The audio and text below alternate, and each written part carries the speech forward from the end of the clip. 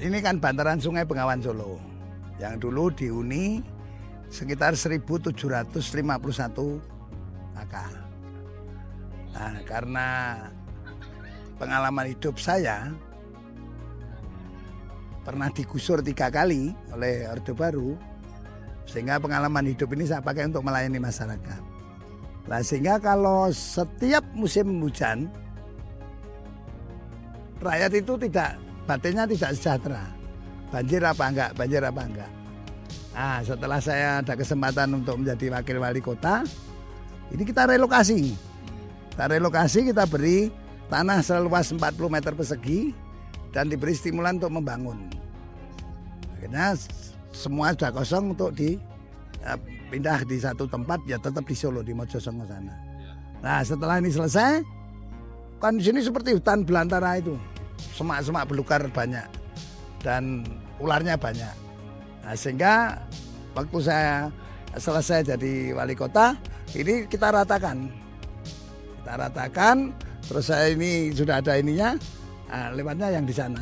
Kita ratakan, kita tata barang bekas. Ini paving ini bekas-bekas bongkaran dari pemerintah kota.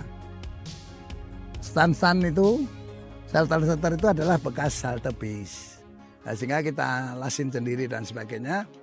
Akhirnya jadilah tempat wisata yang gratis dan murah. Namun listrik kita pasangkan 3 pas legal, jadi ada pajaknya setiap bulan. Nah, kenapa kita beri nama Sunan Jogokali? Bukan berpikir yang macam-macam, namun itu ada kepanjangan. Ya, apa itu? Sunan itu adalah bahasa Jawanya senajan uripe nandang atine nelongso. Itu kalau bahasa Indonesianya, biarpun hidupnya menderita lahir batin, jejak ora goyah ora goreh.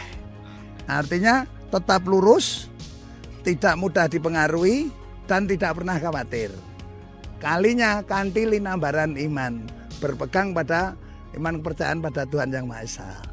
Itulah yang kita namain Sunan Jogokali. Akhirnya di sini bisa menampung 40 UMKM dan warga masyarakat di sini juga bisa mendapatkan rezeki dari parkir dan sebagainya. Nah, sehingga setiap malam di sini ada panggung musik, minimal 2.000 orang pasti hadir di sini. Nah, di samping itu Bengawan Solo juga kita manfaatkan untuk transportasi wisata. Nah, ini makanya kita bendung itu supaya kalau musim kemarau bisa kapalnya bisa jalan. Oleh pemerintah pusat karena ini das nih, daerah aliran sungai dan ini bantaran sungai toh. Namun selama ini kan banjir tidak naik sampai ke sini sekarang karena sudah banyak normalisasi Sungai Bengawan Solo. Nah, sehingga kita manfaatkan barang bekas kita tata, atas sebagian besar yang lainnya tentunya pengadaan sendiri namun dengan gotong royong.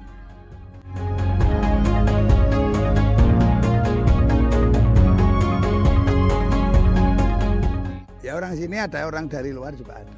Luar Pucang Sawit maksudnya. Ini setelah saya selesai jadi 2021 bulan Februari, 18 Februari 2021 kan itu kan ada viral yang ngelas itu, tukang las itu. Ya memang pekerjaannya tukang las kok. Ngapain malu lah, ini kita buat untuk tandon air dan sebagainya untuk keperluan di sini, untuk toilet sana ada, di sana ada. Ini tujuan utamanya adalah memberikan pelayanan kepada masyarakat secara gratis.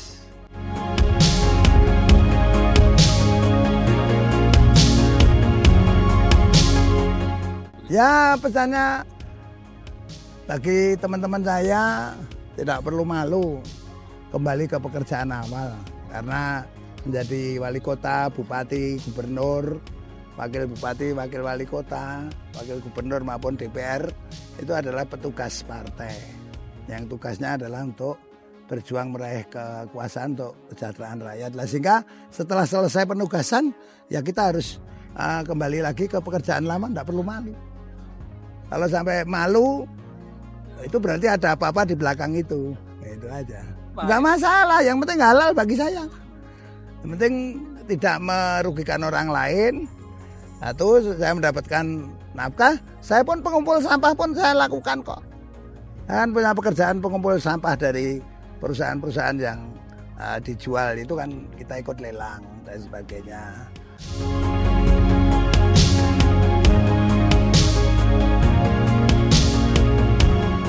Ada drum, ada kardus, ada plastik, macam-macam yang bisa kita jual langsung kita jual, yang belum ya nanti kalau ada pembeli baru kita jual.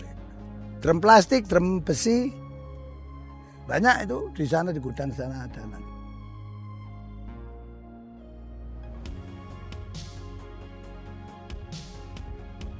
Ya kalau para politisi itu mau turun ke masyarakat dan apa yang menjadi kesulitan masyarakat itu diperjuangkan dan berhasil, nggak perlu pakai biaya tinggi kok. Kalau biaya itu kan saat pasti yang gotong royong itu pastilah, karena kan pemilu kan mesti harus ada saksi dan sebagainya. Itu gotong royongnya ada di situ. Namun kalau sampai biaya tinggi-tinggi itu kan berarti tidak dikenal oleh masyarakat. Nah ini yang saya didik di sini, tidak ada yang namanya money politik untuk kader-kader PDI Perjuangan. Kebijakan-kebijakan petugas partai itulah yang menjadi modal dasar yang dikampanyekan kepada warga masyarakat. Salah satu contoh PKMS yang dulu pemeliharaan kartu PKMS, pemeliharaan kesehatan masyarakat Kota Surakarta, sekarang kita jadikan BPJS KIS, PBI, APBD. Nah itulah perjuangan-perjuangan kita untuk kok bisa, karena ya uangnya APBD nggak ada yang dikorupsi. Nah, sehingga bisa memberikan bayar preminya warga masyarakat yang jumlahnya hampir 200.000 jiwa.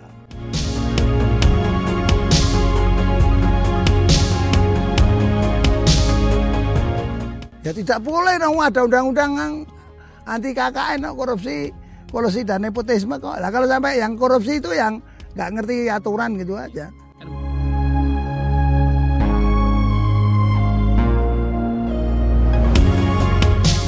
Nah, makanya ini harus saran dan pesan saya. Jadi politisi itu harus punya prinsip miskin harta berkah, miskin mental musibah. Artinya miskin harta itu ya tidak bisa makan dan sebagainya, enggak. Ya dapat harta ya dari jerih payah sendiri. Ya hasil dari kita menjadi anggota DPR RI dan sampai di yang lainnya. Itu kalau dikelola betul enggak perlu korupsi kok.